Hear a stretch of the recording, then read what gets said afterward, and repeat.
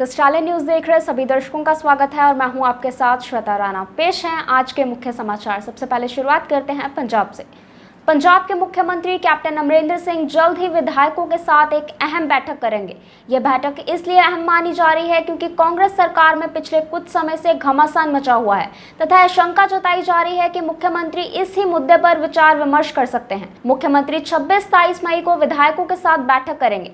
बता दें कि पंजाब कांग्रेस में एक धड़ा मुख्यमंत्री कैप्टन अमरिंदर सिंह के 2022 में नेतृत्व पर सवाल उठाने लगा है। विधायक सुरजीत सिंह धीमान ने तो खुले तौर पर विधायकों को बगावत करने का आह्वान करते हुए कह दिया कि मिलकर सरकार को गिरा दो। विधायक प्रगट सिंह ने भी धीमान के इस बयान को समर्थन देते हुए अमरिंदर सिंह के नेतृत्व पर सवाल खड़े किए हैं। बता दें कि यह पहला मौका नहीं है कि पंजाब कांग्रेस में इस तरह के मुख्यमंत्री के खिलाफ बगावत के सुर सामने आए हैं। ऐसा पहले भी कई बार हो चुका है। पंजाब के मोगा में ऑक्सीजन सिलेंडर फटने से एम्बुलेंस ड्राइवर की मौके पर ही मौत हो गई। अस्पताल से जवाब मिलने के बाद मरीज को एम्बुलेंस से घर ले जाया गया था। घर पर एम्बुलेंस चालक मरीज को ऑक्सीजन सिलेंडर लगा रहा था, तभी सिलेंडर में अचानक विस्फोट हो गया। विस्फोट की आग में झुलसने से एम्बुलेंस चालक की मौके पर ही मौत हो गई, जबकि मरीज का दामाद गंभीर रूप से झुलस गया। उसे मथुरा दास सिविल अस्पताल में भर्ती करवाया गया है। सूचना मिलते ही मौके पर पहुंची पुलिस ने शव को कब्जे में लेकर उसे पोस्टमार्टम के लिए मथुरा दास सिविल अस्पताल में रखवा दिया। पंजाब के लुधियाना में बीच बाजार गुंडागर्दी का मामला सामने आया है। बाइक सवार हमलावरों ने नाबालिग लड़के पर तलवारों से हमला किया और उसके बाद अपनी ही बाइक पर बैठाकर ले गए। घटना का वीडियो वायरल होने के बाद पुलिस हरकत में आई। जानकारी के मुताबिक वारदात सोमवार दोपहर करीब 1 बजे की है। 3 बुलेट मोटरसाइकिल पर सवार तलवार लेकर शहर के मुख्य अनारकली बाजार के कपड़े की दुकान भैया क्लॉथ हाउस पर काम करने वाले नाबालिग सचिन कुमार को उसकी दुकान से बाहर निकाला और तलवारों से वार कर जख्मी कर दिया और नाबालिग को अगवा भी कर लिया, जबकि उनका एक साथी पैदल उनके पीछे चला गया। कुछ समय बाद वारदात का वीडियो सोशल मीडिया पर वायरल हो गया। लगभग 1 घंटे के बाद नाबालिग घायल हालत में नई दाना मंडी में पड़ा मिला, जिसकी जानकारी मिलते ही पुलिस ने उसे सिविल अस्पताल में दाखिल करवाया। पंजाब में कृषि कानूनों का विरोध लगातार जारी है। दिल्ली बॉर्डर पर बैठे हुए किसान संगठनों को समर्थन देते हुए पूर्व मंत्री नवजोत सिंह सिद्धू ने कुछ दिन पहले ऐलान किया था कि वे अमृतसर और पटियाला में अपनी घर की छत पर काला झंडा लहराएंगे। इसी के तहत मंगलवार को नवजोत सिंह सिद्धू और उनकी पत्नी ने पटियाला में अपने घर की छत पर किसानों के हक में काला झंडा लहराया। वहीं अमृतसर में नवजोत सिंह सिद्धू के घर पर उनकी बेटी राबिया सिद्धू की ओर से काला झंडा फहराया गया। इस मौके पर राबिया सिद्धू ने बोले सोने हाल के जयकारे लगाए और किसानों के हक में कृषि कानून रद्द करने को लेकर केंद्र सरकार का विरोध करते हुए जय किसान जय जवान के नारे लगाए। चंडीगढ़ पुलिस की ओर से 5 किलो चर्स सहित पकड़े गए युवक से पूछताछ जारी है और उसके बताए ठिकानों पर अन्य नशा तस्करों को पकड़ने के लिए पुलिस की ओर से छापेमारी की जा रही है। शहर की पुलिस की ओर से रविवार देर रात आरोपी 24 साल के राकेश कुमार को सेक्टर 34 से टी पॉइंट के पास से 5 किलो चरस के साथ पकड़ा गया था। उसके बाद पुलिस ने उन्हें अदालत में पेश करने के बाद 5 दिन का रिमांड लिया गया। अब पुलिस मुकेश की निशानदेही पर पंजाब सहित अन्य स्थानों पर अन्य आरोपियों को पकड़ने का प्रयास कर रही है। मानसा के गांव बुर्जहरी के एक नौजवान फौजी ने राजस्थान के सूरगढ़ में ड्यूटी दौरान पगड़ी से फंदा लगाकर खुदकुशी कर ली। जानकारी अनुसार 25 वर्षीय प्रभदयाल सिंह पुत्र गुरसेवक सिंह करीब 5 साल पहले फौज में भर्ती हुआ था। फिलहाल उनकी ड्यूटी सूरतगढ़ में चल रही थी। आज सुबह उन्होंने ड्यूटी पर ही अपनी पगड़ी से फंदा लगाकर खुदकुशी कर ली। मृतक के दादा महेंद्र सिंह रोमाना ने जानकारी देते हुए बताया कि उनके पौत्र को फौज में ही किसी अफसर द्वारा लंबे समय से परेशान किया जा रहा था, लेकिन यह बात उसने किसी को भी नहीं बताई, जिस कारण वह मानसिक तौर से परेशान हो गया था। प्रभदयाल का अंतिम संस्कार उनके गांव कल किया जाएगा। प्रसिद्ध हॉकी खिलाड़ी पद्मश्री बलबीर सिंह सीनियर की पहली पुण्यतिथि के मौके पर मोहाली के हॉकी स्टेडियम में औपचारिक श्रद्धांजलि समारोह करवाया गया। इस मौके पर कैबिनेट मंत्री राणा गुरमीत सिंह सोढी ने उन्हें श्रद्धांजलि भेंट की। राणा सोढी ने बताया कि पंजाब के मुख्यमंत्री कैप्टन अमरिंदर सिंह की अगुवाई में सरकार ने मोहाली के अंतर्राष्ट्रीय हॉकी स्टेडियम का नाम पद्मश्री बलबीर सिंह सीनियर के नाम पर रखने को मंजूरी दे दी थी। अब स्टेडियम को Olympian Balbir Singh senior international hockey stadium के तौर पर जाना जाएगा। इस दौरान राणा सोढी ने घोषणा कि कोविड की स्थिति में सुधार होने पर इस स्टेडियम में महान अंतर्राष्ट्रीय खिलाड़ी की याद में अंतर्राष्ट्रीय हॉकी टूर्नामेंट करवाया जाएगा। उन्होंने बताया कि खेल विभाग राज्य के प्रतिभावान खिलाड़ियों के लिए बलबीर सिंह सीनियर के नाम पर स्कॉलरशिप की शुरुआत करेगा तथा स्टेडियम के प्रवेश द्वार पर उनकी प्रतिभा भी स्थापित की जाएगी। कार्यक्रम में बलबीर सिंह सीनियर के धौते कबीर सिंह ने खेल मंत्री को स्नेह भावना के तौर पर प्रिंसिपल सरवन सिंह के द्वारा लिखी पुस्तक गोल्डन गोल भी भेंट की। इस दौरान कैबिनेट मंत्री व अन्यों ने बलबीर सिंह सीनियर की याद में पौधारोपण भी किया। मुख्यमंत्री मुख्यमंत्री कैप्टन अमरिंदर सिंह की हिदायतों पर सहकारी चीनी मिलों द्वारा गन्ना किसानों की बकाया राशि की अदायगी के लिए 100 करोड़ रुपए गन्ना किसानों को जारी कर दिए गए हैं। यह जानकारी सहकारिता मंत्री सुखजिंदर सिंह रंधावा ने दी। उन्होंने बताया कि सहकारी चीनी मिलों द्वारा गन्ना किसानों की 2019-20 और 2020-21 की बकाया राशि की अदायगी के लिए सरकार द्वारा 100 करोड़ रुपए की राशि जारी की गई है और यह राशि आज ही गन्ना किसानों के खाते में डाल दी जाएगी। उन्होंने बताया कि केंद्र सरकार द्वारा सहकारी चीनी मिलों का साल 2019-20 की निर्यात सब्सिडी का लगभग 31 करोड़ रुपए और बफर स्टॉक सब्सिडी का लगभग 10 करोड़ रुपए की अदायगी अभी तक जारी नहीं की गई है। बावजूद इसके पंजाब सरकार द्वारा धान की बिजाई को मुख्य रखते हुए अपने स्तर पर 100 करोड़ रुपए की राशि जारी की गई। अब खबरें होशियारपुर से। होशियारपुर गढ़शंकर मार्ग पर गांव जैकपुर के समीप पेड़ का डाल गिरने से 2 पहिया सवार 3 लोग गंभीर रूप से घायल हो गए, जिनमें से एक महिला की मौत हो गई। जानकारी अनुसार जसकरण सिंह पुत्र हरदेव सिंह निवासी राजपुर भाइयां अपनी माता बलविंदर कौर व बहन के साथ 2 पहिया वाहन पर गढ़शंकर की तरफ जा रहे थे कि जैसे ही वह गाँव जैकपुर के समीप पहुंचे तो आम के पेड़ की डाल उन पर गिर गई, जिससे वे तीनों गंभीर रूप से घायल हो गए। स्थानीय लोगों व मौके पर पहुंचे पुलिस मुलाजिमों ने घायलों को तुरंत सिविल अस्पताल होशियारपुर पहुंचाया, जहां पर घाव की ताव न सहते हुए बलविंदर कौर ने दम तोड़ दिया, जबकि भाई बहन की हालत भी गंभीर बताई जा रही है। पुलिस ने इस संबंधी बनती कार्रवाई शुरू कर दी थी। जिला संघर्ष कमेटी की एक बैठक जिला अध्यक्ष करमवीर बाली की अध्यक्षता में संपन्न हुई। इस दौरान उन्होंने बैठक को संबोधित करते हुए कहा कि सिविल अस्पताल में इंफेक्शन होने के डर से लोग अस्पताल में टीकाकरण नहीं करवा रहे तथा अलग अलग जगह पर जाकर टीके लगवा रहे हैं तथा सरकारी अस्पताल से लोगों का विश्वास उठ रहा है, जिसे पारदर्शी तरीके अपनाकर दूर किया जा सकता है। लोगों के दिमाग एक बात घर कर गई है कि कोरोना होने के बाद कोरोना के मरीजों से दुर्व्यवहार किया जाता है और उनका इलाज सही ढंग से नहीं होता। उन्होंने सरकार से मांग करते हुए कहा कि कोरोना के मरीजों को सीसीटीवी सुविधा दी जाए ताकि उनके केयर टेकर उनका इलाज पारदर्शी तरीके से देख सके। भाजपा एनजीओ सेल दत्तारपुर के जिला अध्यक्ष राजेंद्र महाजन, उपाध्यक्ष कमलजीत भल्ला, जिला उपाध्यक्ष भूपेंद्र सिंह, मंडल अध्यक्ष सुरेंद्र सिंह, मंडल महामंत्री विनोद सिंह, मंडल अध्यक्ष अक्षय कुमार व ललित कुमार ने संयुक्त रूप से शिव भूमि परिसर में पहुंचकर पूरा परिसर सैनिटाइज किया तथा वहां मौजूद लोगों को कोरोना के प्रति जागरूक किया। इस अवसर पर भाजपा जिला महामंत्री सतपाल शास्त्री विशेष तौर पर उपस्थित हुए। इस दौरान शिव भूमि के प्रति निष्ठा रखने वाले समाज सेवी रमेश भारद्वाज ने सभी को शिव भूमि परिसर में किए गए सेवा कार्यों से अवगत करवाया। भाजपा जिला महिला मोर्चा की अध्यक्ष अर्चना जैन के नेतृत्व में श्री बड़े हनुमान मंदिर के सामने कैंप लगाकर लोगों को मास्क व सैनिटाइजर वितरित किए गए।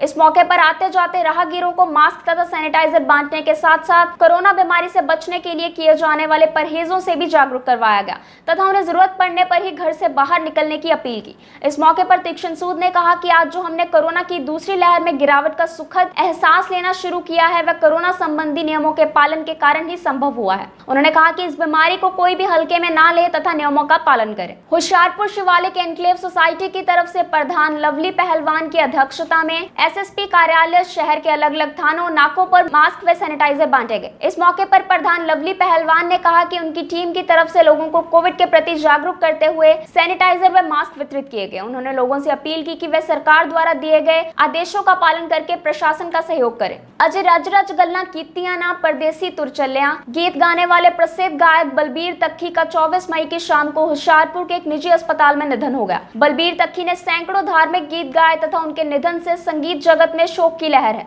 एचएम इंटरनेशनल के एमडी हरजीत सिंह मठारू व प्रसिद्ध गायक हरपाल लाडा ने भी उनके निधन पर गहरा दुख जाहिर करते हुए कहा कि तक्खी के चले जाने से संगीत जगत को कभी न पूरी होने वाली क्षति हुई है। अब खबरें देश विदेश व पड़ोसी राज्यों से।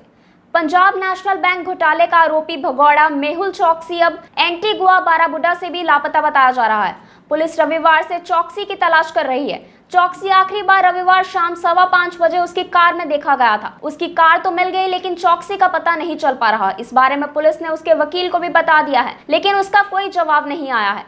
चौकसी ने 2017 में एंटीगुआ बाराबुडा की नागरिकता ली थी। 14,500 करोड़ रुपए के पीएनबी घोटाले का आरोपी चौकसी जनवरी 2018 में विदेश भाग गया था। बाद में पता चला कि वह 2017 में ही एंटीगुआ बाराबुडा की नागरिकता ले चुका था। वह खराब सेहत का हवाला देकर भारत में पेशी पर आने से इनकार कर चुका है। कभी कभी वीडियो कॉन्फ्रेंसिंग के जरिए ही उसकी पेशी होती है। भारत में उसकी कई संपत्तियां भी जब्त की जा चुकी हैं। बेलारूस में राष्ट्रपति अलेक्जेंडर के आदेशों पर सोमवार को 26 साल के पत्रकार रोमन दिमित्रिएविच की गिरफ्तारी पर अमेरिका के राष्ट्रपति बाइडेन ने निंदा की है। उन्होंने इसे बेहद शर्मनाक घटना बताया।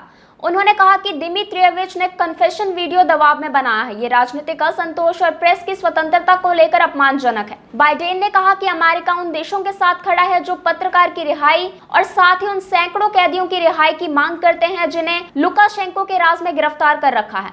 बता दें कि पत्रकार को गिरफ्तार करने के लिए पहले विमान में बम की अफवाह फैलाई गई, फिर फाइटर जेट MiG-29 भेजकर विमान को जबरन लैंड करवाया गया। इसके बाद सेना के 60 जवान भेजकर उन्हें गिरफ्तार किया, वो भी सिर्फ इसलिए क्योंकि वह सरकार का सबसे बड़ा आलोचक है। जानकारी के मुताबिक यह पूरा ड्रामा राष्ट्रपति अलेक्जेंडर लुकाशेंको के आदेश पर रचा गया था। रोमानिया में देश का सबसे बड़ा धार्मिक आयोजन मनाया गया। इसमें करीब 40,000 लोग जुटे। पिछले साल यह आयोजन कोरोना के कारण रद्द कर दिया गया था। स्थानीय लोग बताते हैं कि सुमुलसेओक रोमानिया का सबसे पुराना पवित्र स्थान है, जहां 450 साल पुराना अनटोल्ड फेस्टिवल मनाया जाता है। यह क्षेत्र हरी भरी पहाड़ियों से घिरा है। यहाँ हर साल लोग पारंपरिक वेशभूषा में जुटते हैं और देश की खुशहाली के लिए प्रार्थना करते हैं। इस दिन यहाँ कई कार्यक्रम भी आयोजित किए जाते हैं। 2019 में यहाँ ईसाई धर्म गुरु पोप फ्रांसिस पहुंचे थे, तब यहाँ 1 लाख से ज्यादा लोग जुटे थे। अफ्रीकी देश कोंगो के गोमा शहर के नजदीक स्थित नीरागोंगो में ज्वालामुखी फटने से करीब 500 से ज्यादा मकान नष्ट हो गए तथा 15 लोगों की मौत हो गई। ज्वालामुखी फटने से लावा बहकर 10 किलोमीटर तक फैल गया। इसके कारण वहां रहने वाले लोग घबराकर गोमा शहर से दूसरे शहर में भागने लगे। इस हादसे में संयुक्त राष्ट्र शांति अभियान के तहत कोंगो में तैनात भारतीय सेना की एक टुकड़ी ने ज्वालामुखी प्रभावित गोमा शहर में नागरिकों और संयुक्त राष्ट्र के दूसरे कर्मियों को निकलने और सुरक्षा देने में मदद की, जिसके बाद संयुक्त राष्ट्र की ओर से शहर की तस्वीर ट्वीट की गई। उन्होंने लिखा कि हम अपने विमानों के जरिए क्षेत्र पर नजर रख रहे हैं। पिछले कई दिनों से एलोपैथी को लेकर दिए गए बयान में चर्चाओं में रहे योग गुरु स्वामी रामदेव के बचाव में अब आचार्य बालकृष्ण उतर आए हैं। उन्होंने बाबा रामदेव का बचाव करते हुए ट्वीट किया। आचार्य बालकृष्ण ने लिखा कि पूरे देश को ईसाई बनाने के लिए बाबा रामदेव को टारगेट किया जा रहा है।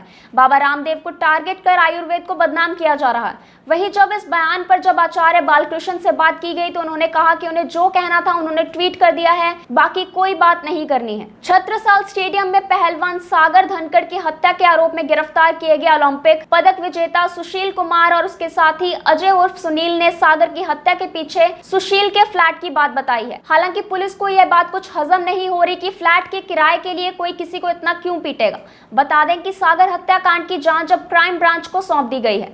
क्राइम ब्रांच ने दोनों से पूछताछ भी शुरू कर दी है। पूछताछ के दौरान सुशील कई बार रोया। अब उसे अपनी गलती का एहसास है। यही कारण है कि गिरफ्तारी के बाद उसने खाना भी छोड़ दिया है। हालांकि वह अंतर्राष्ट्रीय पहलवान है, ऐसे में पुलिस उसके खाने को लेकर पूरा ध्यान रख रही है और हर कोशिश कर रही है ताकि वह खाना खाता रहे। मई का आखिरी सप्ताह चल रहा है। आखिरी सप्ताह में देश के कई हिस्सों में कम से कम 3 दिन के लिए बैंक बंद रहेंगे। हालांकि बैंकों की ये तीनों छुट्टियां एक साथ नहीं है। पहले 23 मई के दिन रविवार के कारण बैंक बंद रहे। इसके बाद 26 मई को बुद्ध पूर्णिमा के दिन बैंकों की छुट्टियां रहेंगी और 30 मई के दिन रविवार होने के चलते बैंक फिर से बंद रहेंगे। 26 मई के दिन त्योहार के चलते बैंकों में छुट्टी रहेगी। हालांकि इस दिन बुद्ध पूर्णिमा है और यह त्योहार देश के सभी राज्यों में इतने उल्लास के साथ नहीं मनाया जाता जितना दक्षिण भारत में। इस वजह से इस दिन अंडमान और निकोबार, अरुणाचल प्रदेश, चंडीगढ़, छत्तीसगढ़, दिल्ली, हरियाणा, हिमाचल प्रदेश, जम्मू और कश्मीर, झारखंड, लद्दाख, मध्य प्रदेश, महाराष्ट्र, सिक्किम, त्रिपुरा, उत्तर प्रदेश, उत्तराखंड और पश्चिम बंगाल में बैंकों की शाखाएं बंद रहेंगी। दवा कंपनी रोशे इंडिया ने अपनी एंटीबॉडी कॉकटेल भारत में लॉन्च कर दी है। इस एंटीबॉडी कॉकटेल की एक डोज भारत में 60,000 रुपए की होगी। पिछले साल इसी एंटीबॉडी से अमेरिका के पूर्व राष्ट्रपति डोनाल्ड ट्रंप का कोरोना ट्रीटमेंट किया गया था। एक्सपर्ट्स का कहना है कि इस एंटीबॉडी से करीब 70% ऐसे लोग हॉस्पिटल जाने से बच जाएंगे जिन्हें हॉस्पिटलाइजेशन की जरूरत है। हर डोज की कीमत 60,000 के करीब है। इसकी मल्टी डोज के पैकेट की अधिकतम कीमत 1,19,000 रुपए होगी। एक पैक से 2 कोरोना संक्रमितों का ट्रीटमेंट किया जा सकता है। भारत में इस एंटीबॉडी की मार्केटिंग सिप्ला कर रही है। भारत के प्रमुख ऑडियो और वायरेबल ब्रांड फायरबोल्ट ने भारतीय बाजार में अपनी नई स्मार्ट वॉच फायरबोल्ट 360 को लॉन्च कर दिया है। इस मौके पर फायरबोल्ट ने लोकप्रिय एक्टर विकास कौशल को अपना ब्रांड एम्बेसडर भी घोषित किया। फायरबोल्ट 360 में एक रोटेटिंग मेन्यू और 2000 से अधिक बिल्ट गेम्स हैं और इसे मात्र 3,499 रुपए की कीमत पर खरीदा जा सकता है। फायरबोल्ट 360 में मॉनिटर लगा है जो रियल टाइम में ब्लड ऑक्सीजन लेवल की जानकारी देता है। इसके अलावा इसमें हार्ट रेट मॉनिटर और ब्लड प्रेशर ट्रैकर भी है। शिक्षा क्षेत्र से जुड़े श्रीनगर के इरफान ने अपने साथी जाकिर हुसैन के साथ मिलकर एक ऐसी मोबाइल एप्लीकेशन बनाई जिससे छात्रों को पढ़ने में आसानी होगी। इरफान जिलानी ने बताया कि उन्होंने पिछले सप्ताह ही एक मोबाइल ऐप लॉन्च की जिसका नाम है अपनी क्लासेस। ये दूसरा साल है जब इसको कोरोना की मार झेलनी पड़ रही है। ऐसे में हमने यह सोचा कि क्यों ना एक ऐसा प्लेटफॉर्म तैयार किया जाए जिससे छात्रों को लाभ पहुंच सके। इरफान के अनुसार इस ऐप के जरिए न केवल 6ठी से 12वीं तक के छात्रों को बल्कि UPSC, JKPSC, NEET, IIT, JEE आदि जैसी प्रतियोगी परीक्षाओं के लिए भी छात्रों को शिक्षा प्रदान कराई जाएगी। हिमाचल प्रदेश के बद्दी नालागढ़ नेशनल हाईवे पर खेड़ा में एक गुट ने पुरानी रंजिश के चलते दूसरे गुट पर सरेआम गोलियां चलाते हुए तलवारों से हमला कर दिया। इस घटना में एक युवक की मौत व 3 घायल हो गए हैं। नालागढ़ की ओर से आ रही एक स्कॉर्पियो ने सामने से आ रही स्विफ्ट गाड़ी को रोकने के लिए पहले जोरदार टक्कर मारी, फिर स्कॉर्पियो गाड़ी में सवार युवकों ने उतरकर स्विफ्ट कार में बैठे 4 युवकों पर ताबड़तोड़ फायरिंग व तलवारों से हमला कर दिया। गोली लगने से गाड़ी चालक सिमरन सिंह पुत्र गुरदीप सिंह की मौत होगी। नदीम उर्फ राजा तथा इकबाल मोहम्मद गंभीर रूप से घायल बताए जा रहे हैं। इस वारदात को अंजाम देकर आरोपी बद्दी की ओर फरार हो गए। 1971 के भारत पाकिस्तान युद्ध के वीर चक्र विजेता कर्नल पंजाब सिंह का कोरोना संक्रमण होने से निधन हो गया। वे आर्मी अस्पताल चंडी मंदिर स्थित चंडीगढ़ में उपचाराधीन थे, लेकिन सोमवार देर रात वह जिंदगी की जंग हार गए। 4 दिन पहले उनके इंजीनियर बेटे की भी दिल्ली में कोरोना से मौत हो गई थी। कर्नल पंजाब सिंह हमीरपुर जिला से संबंध रखते थे। वे टॉनी देवी हाई स्कूल के छात्र भी रह चुके हैं। कर्नल 6 सिख रेजिमेंट का हिस्सा थे। इस बटालियन ने 1971 के युद्ध में पाकिस्तान बॉर्डर पर छम घाटी पर मोर्चा संभाला था और इसे पाकिस्तान से जीत लिया था। गगरेट के भरवाई मार्ग पर आज सुबह एक हादसे में 3 वाहन टकरा गए। बैंक कर्मचारी जगदेव सिंह घर से जैसे ही बैंक के लिए रवाना हुए तो भरवाई मार्ग पर एक स्विफ्ट कार से उनकी सीधी टक्कर हो गई। कार लिंक रोड से मुख्य मार्ग पर आ रही थी जबकि बाइक सवार मुख्य मार्ग से बैंक जा रहा था। हालांकि कार सवार ने जब अचानक बाइक सवार को देखा तो कार को तेजी से मोड़ने की कोशिश की। इसी कोशिश में कार भी ट्रक के नीचे घुस गई। इस दौरान 3 वाहनों की टक्कर हो गई। 3 वाहनों के टकराने के कारण मार्ग पर कुछ देर के लिए जाम लग गया, जिससे यातायात पुलिस ने कुछ देर में खुलवा लिया। इस घटना से बैंक कर्मचारी बुरी तरह से घायल हुआ है जबकि कार सवार को भी मामूली चोट आई है। ये थे आज के मुख्य समाचार। कल तक के लिए मुझे दीजिए इजाजत। जय हिंद।